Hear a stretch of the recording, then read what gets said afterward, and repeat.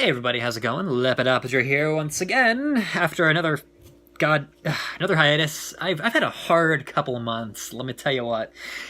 We're kind of back in the swing of things, maybe. I don't know. Let's see what happens. I'm not even gonna promise anything because this has been the most unpredictable few months of my life. But oh my God, Standard is here, and it graces our presence with some pretty neat decks. And I'm gonna start off my Standard debut with some Nova Grapplers.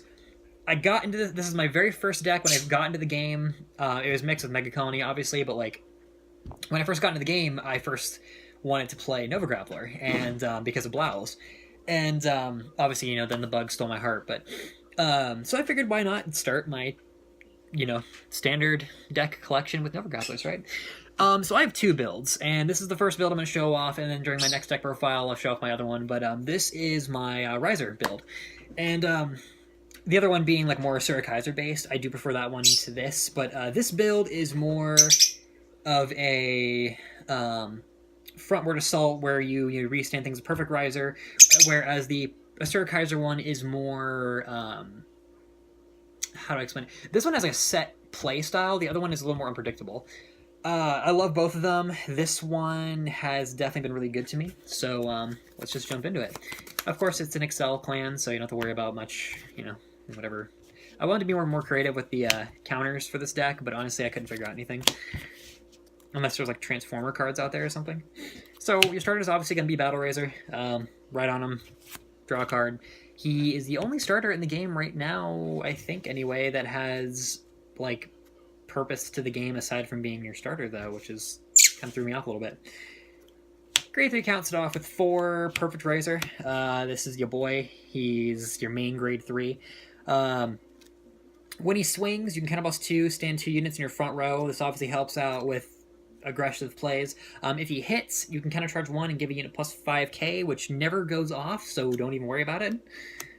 We then have 3 Asura Kaiser. So this is your backup grade 3, and the build has to kind of accommodate him in one way or another. Now you can go with like Battledore Fighter and have it be more hero-based, but I prefer Asura Kaiser as my backup grade 3 just because if I ride Battledore, I kind of have to play this like game where I kind of have to pray that the extra 5k he gets helps until I get into him, where at least with this guy I can still make really good plays.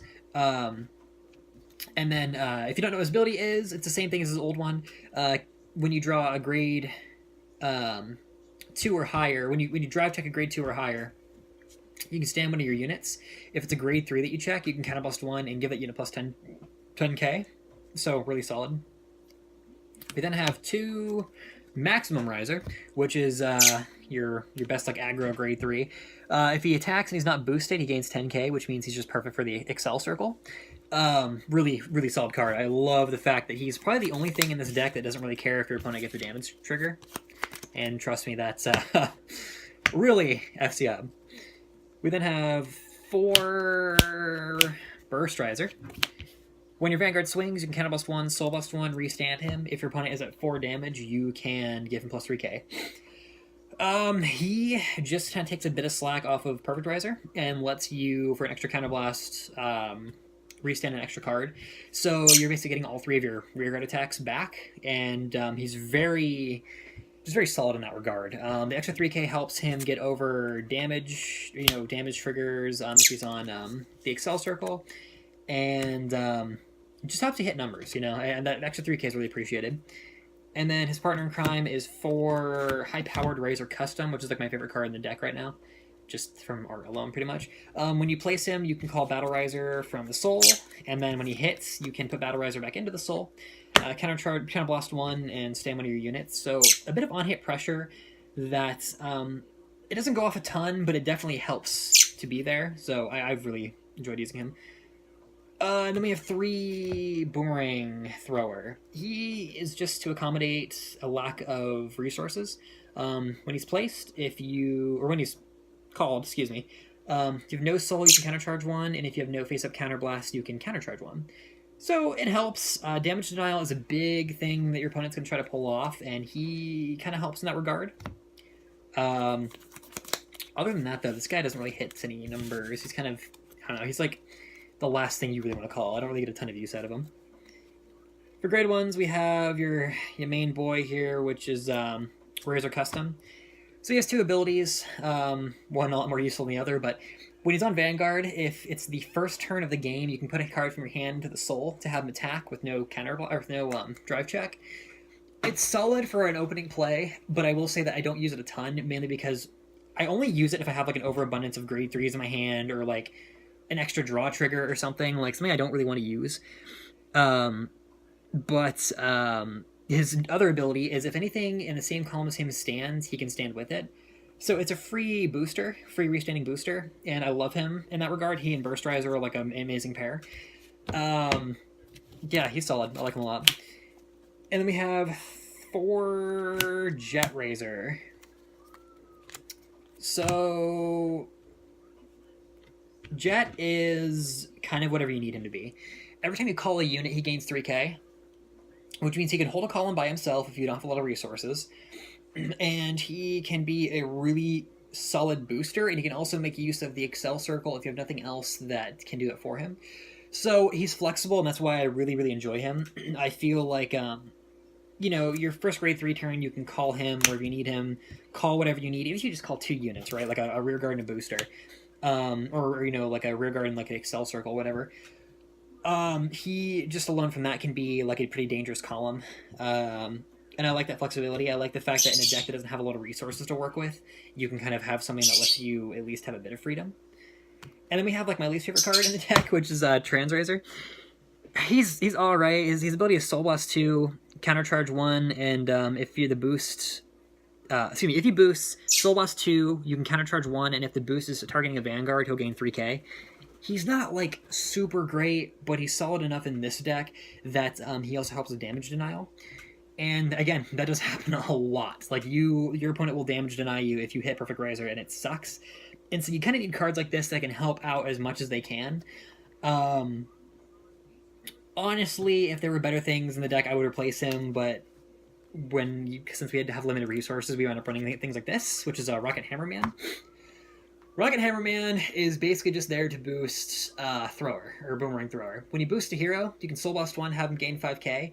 That gives him a little more ferocity. Again, he's a bit better if you have Battledore Fighter, but since you have limited resources and not a lot of other options, I ran him just to give Thrower a little more oomph with his attacks, which sometimes really need it.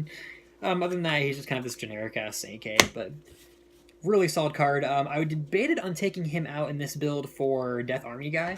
The problem is that Death Army Guy is a 9k grade 1 with no shield, and I don't like that. This isn't a very defensive deck, and you kind of need whatever you can to hoard, you know, to have as many defensive resources as you can. For trigger lineup, so obviously we have our 4 heals, get that out of the way, you know, generic. I ran 6 draw, and the fact that I can't get these to line up properly is giving me the worst OCD. 6 draw and 6 fronts. So, you are more than welcome to run 8 front triggers. I, again, like to emphasize that resources are a very important thing in this deck. Your opponent will attack your rear guards. They will retire your rear guards if they have the option to. And the extra draws help you get back those resources. That is, you know, something that's going to replace that Burst Riser that's inevitably going to get attacked in an attempt to damage deny you. That's going to be the extra defense you need when you have to throw away more of your hand to accommodate like an empty field. And I can't stress enough how important that is. Now, if you want to run the 8 front triggers and just go all balls to the wall, absolutely, I completely support that idea and go for it. My personal preference is to run more draws just because there is such a lack of resources and lack of defense in this deck and in all Excel clans, really. And honestly, this has been my my trigger lineup for every deck I've played, minus like Grand Blue and probably Tachikaze, in testing anyway, just because the extra draws are so helpful. Like, this game right now in Standard emphasizes having the most resources and being able to bounce back if you get hit hard by something, and the inability to bounce back against something like Kagero that can retire your stuff, or, you know, like a Royal Paladin deck that can hit for high numbers and that can easily just wipe out a really important rear guard that you don't want to waste your hand to defend. Or even if you do, like, you know, when they attack Burst Riser and you're like, well, shit, I need him next turn, you know, you have to throw away more of your hand and compensate for that damage difference, or that power difference. And it just draws really help out with that. And obviously, 4 are immediately mandatory because of them being draw triggers, but the extra 2 I really would recommend using in most decks right now anyway. So, yeah, that's my little piece on that. But if you don't agree with me, that's fine. I completely understand. Again, I pretty much support you building your deck any way you want, really. There's really no wrong or right answers this time around unless you, like, go, full ham and want to run, like, I don't know, the trial deck dragons in your paladin deck. That's pretty bad. Don't do that. There's no point in that. Star Drive Dragon, that's his name is? Yeah. Anyway, that is the deck profile. Hopefully you guys enjoyed it. There's more to come. I don't know if I'm going to do the secondary Nova Grappler deck first, because it is more of my take on the build that's been topping recently that runs like a really overabundance of grade 3s. Or Mega Colony, because they're going to come in around the same time. I don't know. I kind of want to do a bit of I don't know. We'll figure it out, though. We'll just wing it and see what happens. Probably just flip a coin or something.